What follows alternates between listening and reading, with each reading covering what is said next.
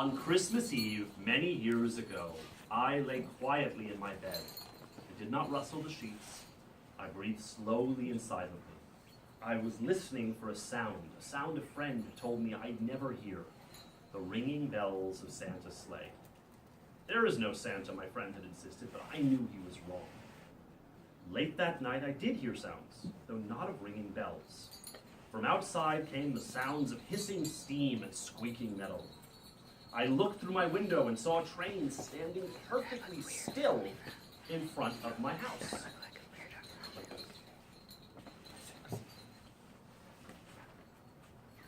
It was wrapped in an apron of steam. Snowflakes fell lightly around it. A conductor stood at the one door of one of the cars. He took out a large pocket watch from his vest and then looked up at my window. I put on my slippers and robe. It was cold outside. I tiptoed downstairs and out the door. "All aboard!" the conductor cried. I ran up to him. "Well, are you coming?" "Where?" I asked. "Why, to the North Pole, of course," was his answer. "This is the Polar Express." I took his outstretched hand, and he pulled me aboard.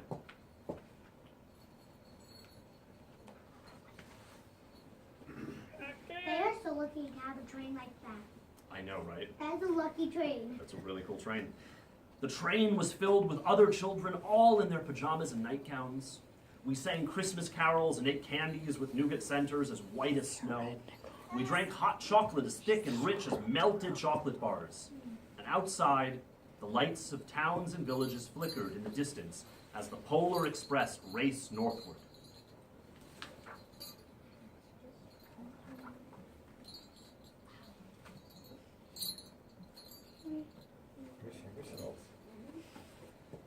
Soon there was no more light to be seen.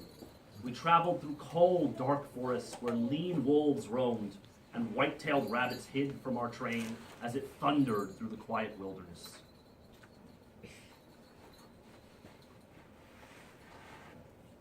We climbed mountains so high it seemed as if we would scrape the moon.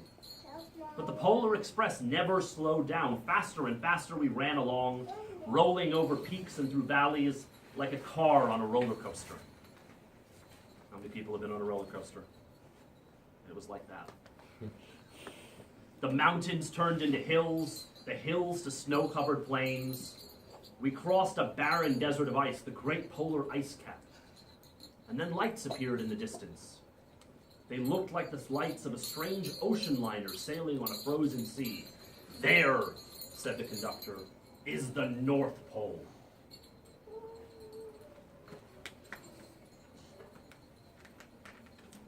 The North Pole. It was a huge city standing alone at the top of the world, filled with factories where every Christmas toy was made. At first we saw no elves. "They're gathering at the center of the city," the conductor told us. "That is where Santa will give the first gift of Christmas." "Well, who receives the first gift?" we all asked. The conductor answered, "He will choose one of you."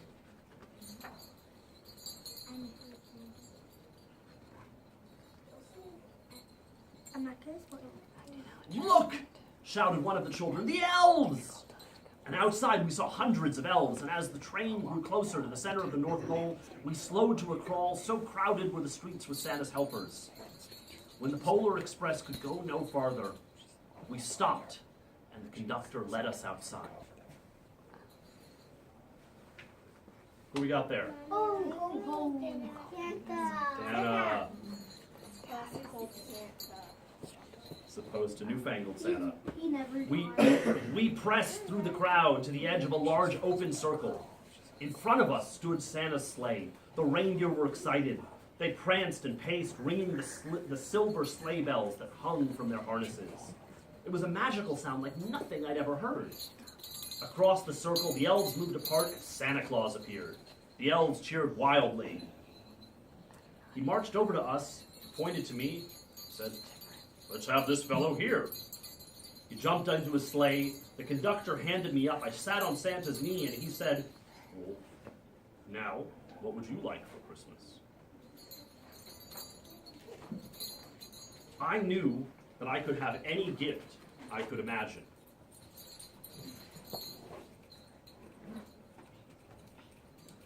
But the thing I wanted most for Christmas was not inside Santa's giant bag.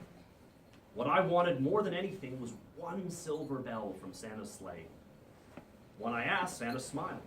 Then he gave me a hug and told an elf to cut a bell from the reindeer's harness. The elf tossed it up to Santa. He stood holding the bell high above him and called out, "The first gift of Christmas." Big deal.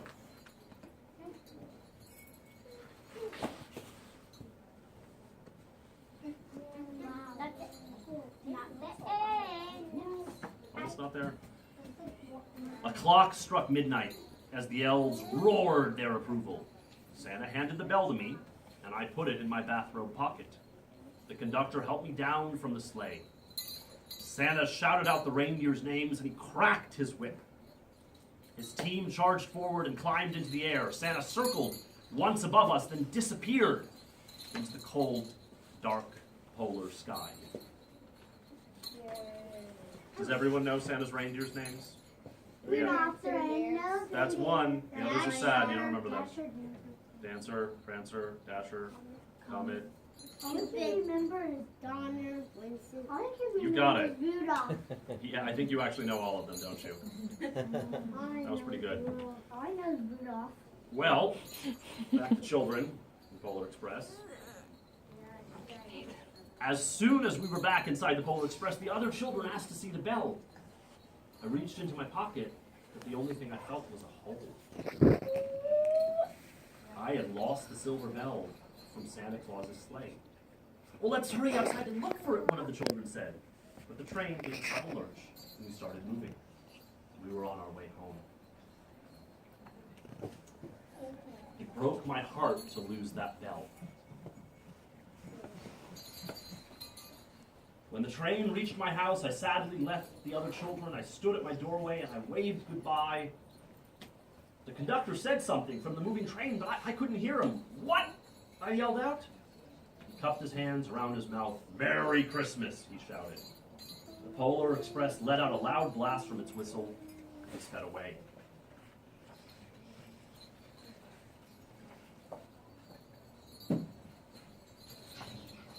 On Christmas morning, my little sister Sarah and I opened our presents. When it looked like everything had been unwrapped, Sarah found one last small box behind the tree. It had my name on it. Anyone want to guess what was inside? The silver bell. The silver Together bell. now. Inside was the silver bell. And there was a note. "Found this on the seat of my sleigh. Fix that hole in your pocket. Signed, Mr. C." Mr. Claus. I shook the bell, and it made the most beautiful sound my sister and I had ever heard. But my mother said, "Oh, that's too bad." My father said, "Yeah, it's broken." When I shook the bell, my parents didn't hear anything. That's why they don't believe in Santa. So they don't believe the bell. At one time, most of my friends could hear the bell. But as the years passed, it fell silent for all of them.